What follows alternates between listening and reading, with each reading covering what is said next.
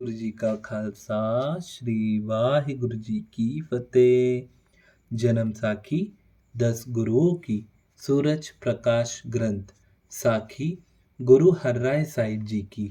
श्री गुरु हरराय जी 7वीं पातशाही। गुरु मंगल दोहरा कथा गुरु हरराय की।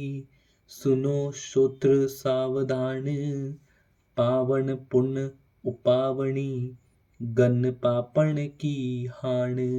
अवतार धारण करना। श्री बाबा गुरुदित्ता जी के घर माता निहाल कौर जी की कोख से माघ सुदी 13 सवन 1679 विक्रमी को श्री हरराय जी ने कीरतपुर के स्थान पर अवतार धारण किया।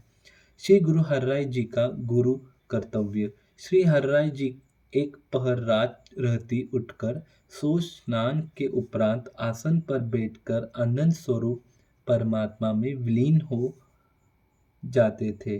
दीवान स्थान पर दीवान लग जाता था और शब्द कीर्तन होता रहता था। जब प्रभाव हो जाती तो आप वस्त्र पहनकर दीवान में बैठकर शब्द कीर्तन सुनते थे। धन गुरु नानक।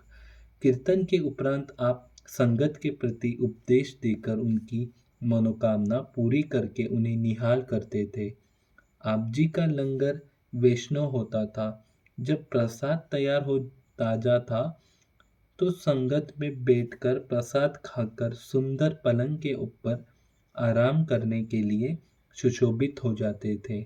जब विप्रह हो जाता तो शास्त्र अस्त्र पहनकर सिख सेवकों के साथ शिकार पर चले जाते। शिकार पर किसी जानवर को मारने की आज्ञा किसी को नहीं थी, परंतु जो जानवर पकड़ा जाए उसको पकड़कर उसका पोषण करते थे।